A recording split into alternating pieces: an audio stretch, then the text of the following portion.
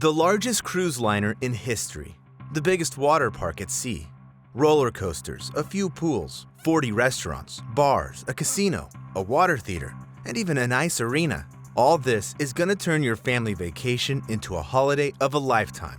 This is the kind of advertising you'll see on the website selling a cruise aboard Icon of the Seas liner. Just to give you an idea of its scale, this ship is 5 times larger than the Titanic. Can we be sure Icon of the Seas won't repeat its predecessor's sad story? All the more so since the Titanic wasn't the only passenger ship that claimed many human lives. Yet the cruise sales website is unlikely to tell you the stories of gruesome incidents that can happen during a journey. Imagine that you're wading through a slippery deck flooded with feces. You're heading to the lifeboats, but you've been scattered about by the storm. In the end, you fall into the cold water and suffocate, descending into the dark depths of the ocean. So, how can you die on a cruise liner? As always, viewer discretion is advised. In 2013, relatives decided to gift Jean and Alton Cripps with an unforgettable cruise liner holiday. Both of them were retired.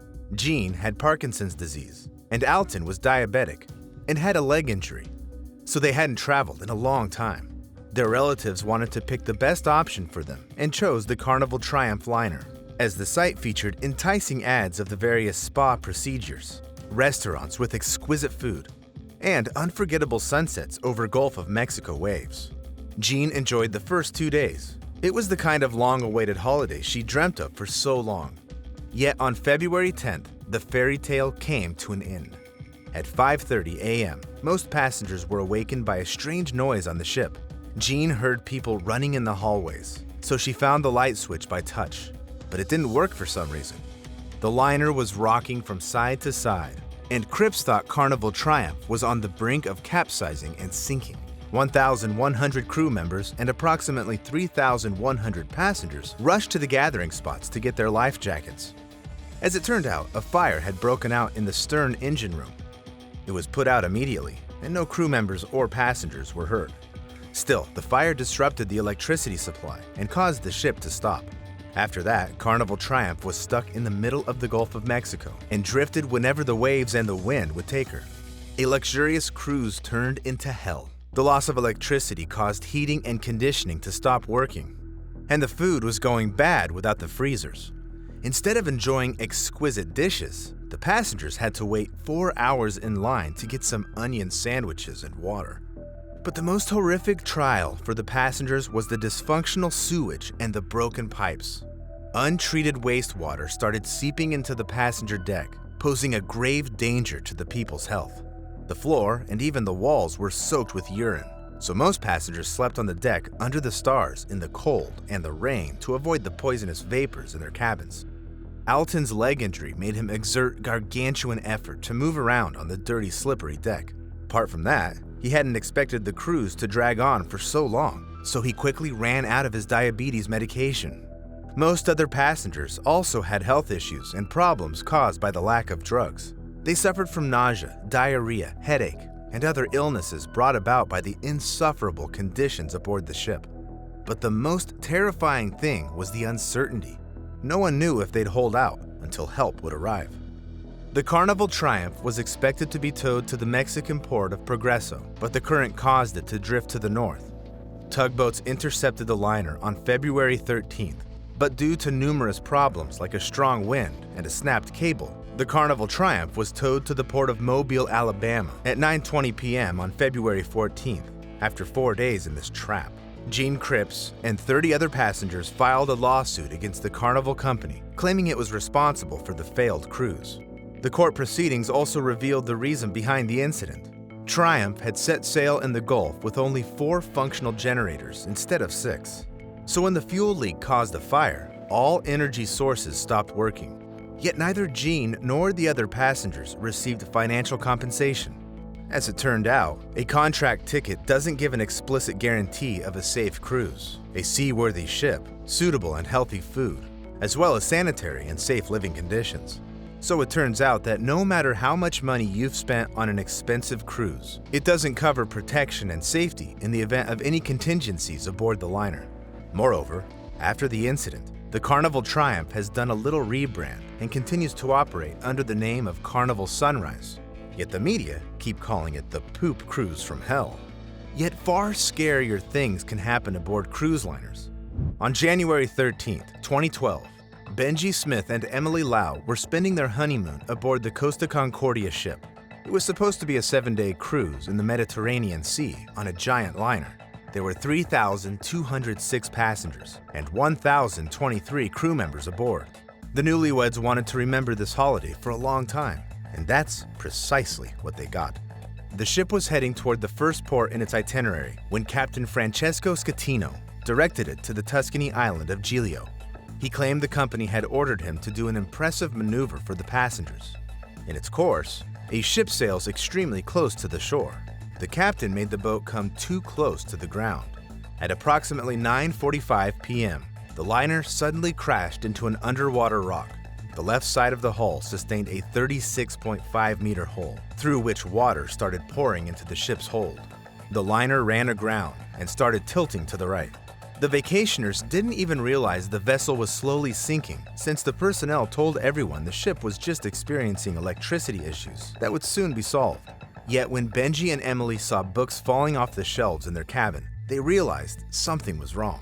The disaster couldn't be kept a secret for very long. So at 10:30 p.m., an emergency alarm was sounded aboard the ship, and the passengers were told to grab their life jackets and go to the gathering point. Eventually, Captain Schettino ordered everyone to leave the vessel. Yet instead of coordinating the rescue operation and, in line with all nautical traditions, being the last person to leave the ship, Captain Schettino was among the first people to escape from the Costa Concordia. A Coast Guard officer was already waiting for him on the shore. He suggested that Schettino return aboard the ship and help his employees and passengers, but the captain was unwilling. Then, the officer took the situation into his own hands. Meanwhile, chaos reigned aboard the ship.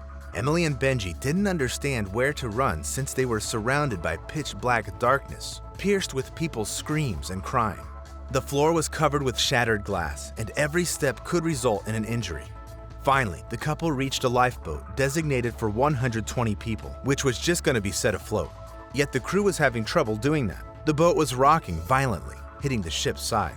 Then, Benji said to his new wife that he thought the crew wanted to kill them instead of saving them. After a few failed attempts, the lifeboats were pulled back onto the deck, and the passengers had no other choice but to save themselves. The couple planned to descend closer to the water and jump off right when the suction would begin. It was a phrase they'd heard used in the Titanic movie when Jack and Rose were pulled into the ocean after the sinking ship. Emily and Benji used a rope to get from the 4th floor deck to the 3rd, and then reached the ship's hull. The couple didn't know what to do after this, though. They saw some people try to jump and hurt themselves, falling on the water's surface. Benji and Emily confessed their love for each other for the last time and prepared to die. Suddenly, their thoughts of death were cut short by the arrival of a rescue boat. The couple was safely taken to the shore, as were most of the people aboard. Some passengers decided to take a risk and save their own lives. They jumped into the water and swam in the dark, not knowing if they'd make it to the shore alive. Yet, as it turned out, the shore was just 150 meters from the spot where the ship started sinking. It's just that no one could see it due to the pitch-black darkness. So, due to their own efforts, and with the help of rescuers, most passengers were saved. Yet, sadly, there were some deaths.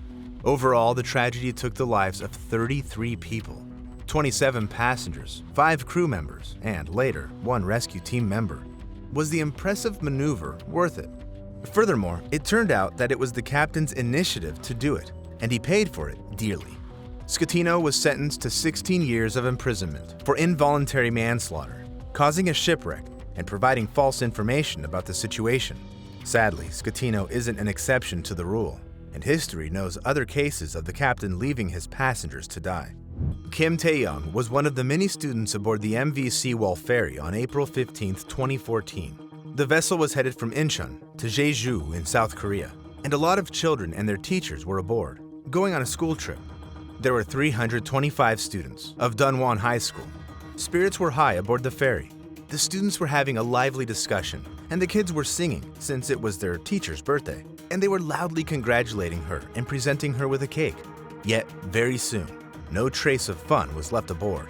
A few hours later, on the morning of April 16th, the vessel suddenly started tilting to the right, after which the passengers heard a loud rumble.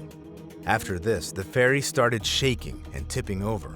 Everyone was terrified as the Sewol started gradually sinking. Were they all going to die soon? No. All passengers were promptly rescued. That's what the media reported, since the news of the incident quickly spread around South Korea. Yet, in reality, it was a lie. The people aboard were panicking and calling the rescue service, but they couldn't provide the ferry's exact location since they were surrounded by nothing but water. The crew and the captain were their only hope. Yet Lee Jun-suk was delaying action, and instead of clear evacuation directions, the passengers just heard a recording loudly saying, "Please don't move, remain in place." The people froze. They were confused. Were they really supposed to listen to this? Since the water was pouring in so fast, the passengers on the lower decks couldn't make it out. Then, chaos was unleashed aboard the vessel. Some people were shouting, "Save yourselves! Kick out the porthole windows!" And some remained in their places as the ferry was being flooded. At some point, Kim Tae-yeon found himself up to his neck in water, so he used all his efforts to climb onto the top of the ferry side. From above, he saw cargo containers falling off the vessel's deck. He will also remember for the rest of his life the horrifying image of a vending machine that ended up in the water, crushing 2 girls with its weight. How come help still hadn't arrived? Hadn't the captain worked out a rescue plan? Almost an hour after the first calls to the rescue services, Lee Jun-suk jumped over the railing, landed on a patrol motorboat, and left the boat, taking no one with him. Hundreds of people died because they didn't manage to leave flooded cabins. Kim Tae-yeon and the other students saw someone approaching the ferry. But instead of rescue workers, those were ordinary fishermen who rushed to pull people out of the water. Only 40 minutes after them did the Korean Coast Guard appear, yet their rescue plan looked a bit strange. They sat the people into baskets, lowered from helicopters. Although they could have prioritized trying to save the people blocked in the cabins that were still not fully flooded. Out of 172 survivors, over a half were rescued by fishing boats and other commercial vessels that had arrived at the site before the Coast Guard. In total, 304 people died in the catastrophe, 250 of whom were Dunwon High School students. To this day, no one knows exactly what caused the tragedy, but there's a theory that it happened because of the cargo on board. The ferry's load capacity was 987 tons, but on that day, the Sewol was transporting almost 2,143 tons of cargo, which on top of everything else wasn't even properly secured. Lee Jun-suk got a life sentence, but even this isn't the most large-scale liner tragedy. One ship took the lives of far more people than in the previous stories combined.